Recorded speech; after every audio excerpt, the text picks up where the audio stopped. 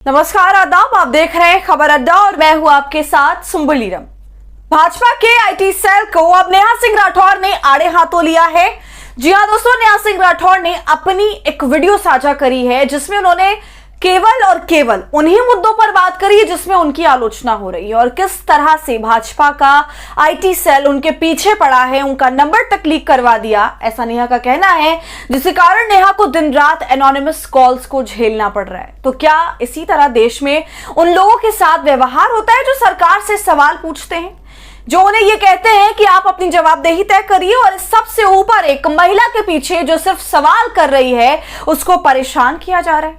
दोस्तों, नेहा सिंह राठौर का जब आप ट्विटर अकाउंट खोलेंगे और पोस्ट के नीचे कमेंट्स देखेंगे तो आपको समझ आएगा कि लोगों के जहन में कितनी नफरत भरी हुई है। अभद्र टिप्पणी, गाली गलौज, हर एक चीज से नेहा को दिन रात दो चार होना पड़ता है। तो दोस्तों, आज इसी मामले पर चर्चा करेंगे, साथ ही प्रोफेसर अली खान महमूदाबाद की भी चर्चा करेंगे और बताएंगे कि कैसे एक फेसबुक पोस्ट की वजह से जिसमें सिर्फ आईना दिखाने का काम किया गया था, तो इसी काम ने उन्हें जेल में डलवा दिया। हमारे देश में ये बहुत आम सी बात हो गई है कि जो सच बोलता है, जो सवाल करता है, उसका चैनल बंद हो जाता है।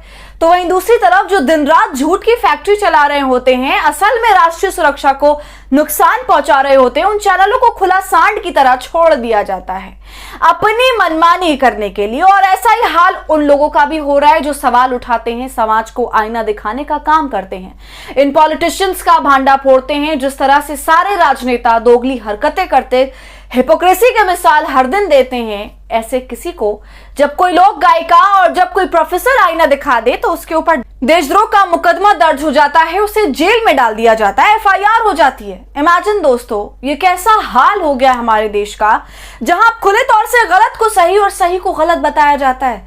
यह इस कदर दुर्भाग्यपूर्ण है कि पूछिए मत। और दोस्तों, जब एफआईआर और जेल में डालने से भी मन नहीं भरता, तब इन तथाकथित पार्टियों के चमचों को सोशल मीडिया पर बिठा दिया जाता है। ये छा जाते हैं चारों तरफ ताकि ये सब के सब मिलकर उसे एक व्यक्ति का जीना हराम कर दें। दोस्तों, फिलहाल यही हाल नेहा सिंह राठौर का किया जा रहा है और वो अब इस मामले से इतना परेशान हो गई हैं कि उन्होंने बाकायदा अपनी एक वीडियो जारी करी और भाजपा के आईटी सेल और तमाम उन ट्रोलर्स को ललकारा है, पूरी की पूरी बीजेपी को ललकारा है, मोदी शाह को ललकारा है।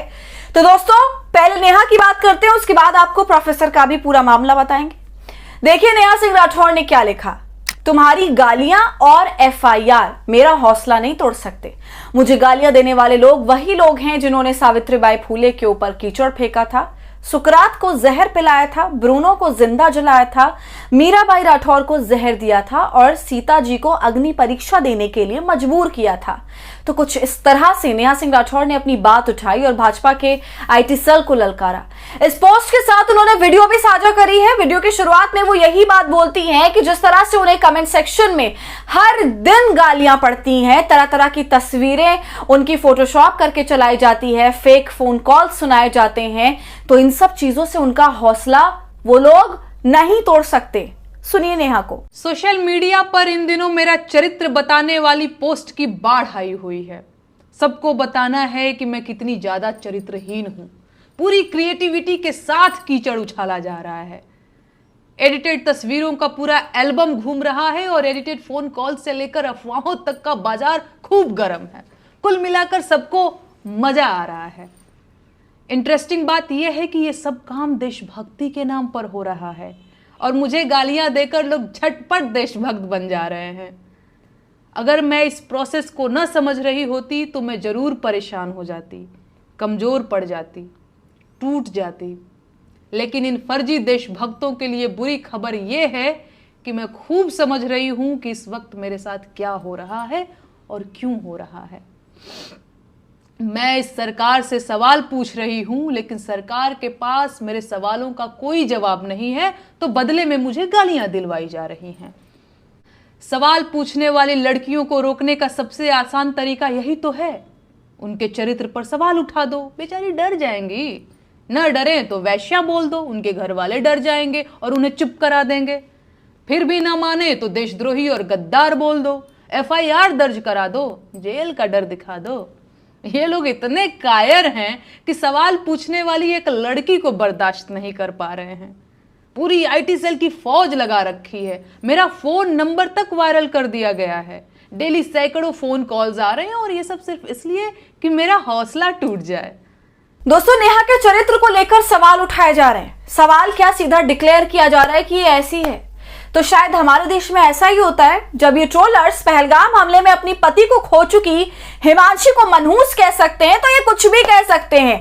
नेहा भी इन्हीं बातों का जिक्र करती हैं और कहती हैं कि ये लोग चाहे कितना भी मेरे जीवन को कठिन बना ले, मैं हौसला खोने नहीं दूंगी क्योंकि मुझे इन लोगों की असलियत मालूम है। दोस्तों, वीडियो में आगे नेहा कहती है कि ये लोग वही हैं जिन्होंने सावित्रीबाई फूले के ऊपर कीचड़ फेंका था, सुकरात को जहर पिलाया था, ब्रूनो को जिंदा जलाया था, मीराबाई राठौर को जहर दिया था, सीता जी को अग्नि परीक्षा देने के लिए मजबूर किया था। लेकिन इन तमाम लोगों ने इस तरह की परीक्षा दे दी लेकिन झूठ का सहारा नहीं लिया। नेहा कहती है कि मैं इस देश के लोकतंत्र को बचाने की लड़ाई लड़ रही हूं। सुनिए। मुझे गालियां देने वाले लोग कोई और लोग नहीं हैं। ये वही लोग हैं जिन्होंने सावित्रीबाई फूले के ऊपर कीचड़ फेंका था। ये वही लोग हैं जिन्होंने सुकरात को जहर का प्याला देकर मार दिया था। ये वही लोग हैं जिन्होंने ब्रूनो को सच बोलने के लिए जिंदा जला दिया था। ये वही लोग हैं जिन्होंने मीराबाई राठौर को जहर देकर मारने की कोशिश की थी। ये वही लोग हैं जिन्होंने माता सीता को अग्नि परीक्षा देने के लिए मजबूर कर दिया था। ऐसे मूर्ख और धूर्त हर युग हर जमाने में हुए हैं और मैं इस परिदृश्य को बहुत कायदे से समझ रही हूं। इस जमाने के मूर्ख और धूर्त मुझे चाहे जितना अपमानित करें, प्रताड़ित करें, मैं हारने वाली नहीं हूं। वो मेरा जीवन ले सकते हैं लेकिन मेरा हौसला नहीं तोड़ सकते।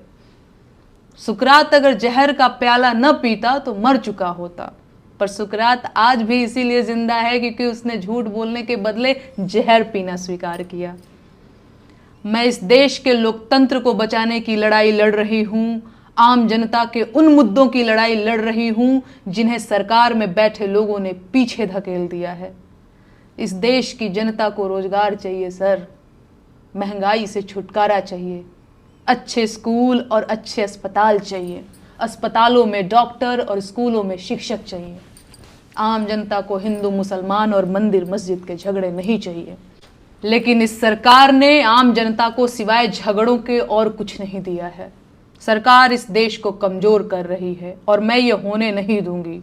ये देश इस सरकार की जागीर नहीं है और प्रधानमंत्री देश के मालिक नहीं हैं।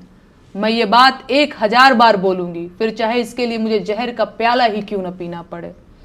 इस देश के हाकिम को पता होना चाहिए कि मैं सिकंदर लोदी से नहीं डरती हूं। बाकी इस देश के महिला आयोग से मुझे कोई शिकायत नहीं है। आपकी मजबूरी मैं समझ सकती हूं। भाजपा के नेता महिलाओं पर जिस मुखरता से बयान दे रहे हैं उसे देखकर मैं आपकी हालत का अंदाजा लगा पा रही हूं। तो आप लोग अपना ख्याल रखिए। नमस्ते जी। तो सुना आपने दोस्तों, नेहा ने फिर से सबक सिखा दिया और बता दिया कि देश की जनता को रोजगार चाहिए लेकिन इस सरकार ने आम जनता को सिवाय झगड़ों के और कुछ नहीं दिया। मगर ये सरकार समझ के भी नासमझ बनती और इसी तरह सरकार की इस फर्जी नासमझी का शिकार प्रोफेसर अली खान महमूदाबाद हो गए हैं। जी हाँ, अशोका यूनिवर्सिटी के एसोसिएट प्रोफेसर और राजनीतिक विज्ञान विभाग के प्रमुख डॉक्टर अली खान महमूदाबाद को 18 मई को दिल्ली से गिरफ्तार किया गया। उन पर भारत द्वारा पाकिस्तान के खिलाफ किए गए जवाबी सैन्य अभियान ऑपरेशन सिंदूर को लेकर सोशल मीडिया पर की गई एक टिप्पणी के चलते कार्रवाई की गई है और भाजपा युवा मोर्चा के एक सदस्य द्वारा दर्ज शिकायत के बाद गिरफ्तारी हुई और हरियाणा राज्य महिला आयोग ने भी उन्हें नोटिस भेजा था।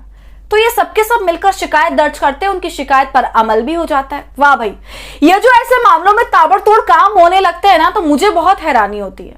खैर दोस्तों, प्रोफेसर के उस पूरे पोस्ट का एक अहम हिस्सा मैं आपको पढ़कर बताती हूँ, सुनिए।